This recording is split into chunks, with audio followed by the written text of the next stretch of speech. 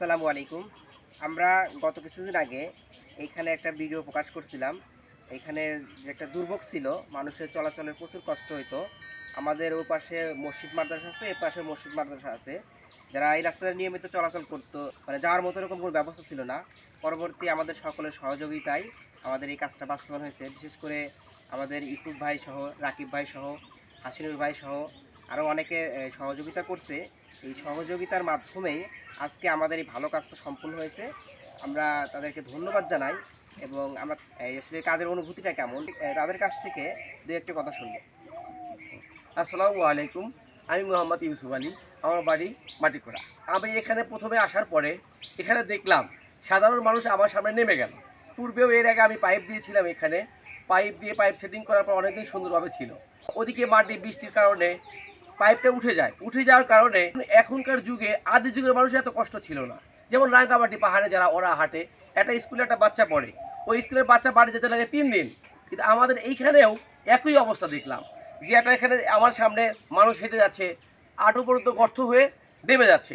এটা দেখে আমি আর সহ্য করতে পারলাম না করতে পেরে শোনার সঙ্গে সঙ্গে আগের দিন শুনলাম রাত্রে 8টার সময় শোনার সঙ্গে পরের দিন সকালে আমি দ্রুত গতিতে এখানে বালের টাক, সিরিয়ালে বালুর টাক এনে এখানে দেওয়ার চেষ্টা করলাম।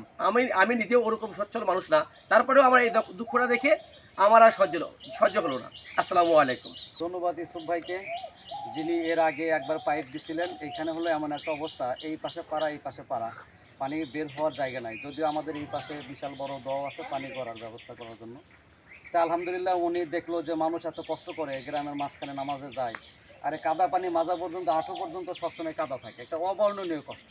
আর শুধু এটা এরকম না, আশেপাশে গ্রাম আছে, তারাও যদি এই রাস্তা দিয়ে যেতে নেয়, তারাও বলে যে এই যুগে এসে এই গ্রামে এই রাস্তার এমন একটা অবস্থা। তো যাই হোক, উনি নিজের থেকে খুশি হয়ে উনি এখানে আমাদের এই যে চলাচলের সুবিধার জন্য উনি কয়েকটা বালির ব্যবস্থা করছেন। আর এক ভাই উনিও একটু পাইপের ব্যবস্থা করছেন। আমরা নিজেরাও ব্যক্তিগতভাবে উদ্যোগ নিয়ে হাউজের ব্যবস্থা করছি। এখন সব কিছু মিলে সবার এই 10 জনের সহযোগিতায় 10-এর লাঠি 1-এর বোঝা।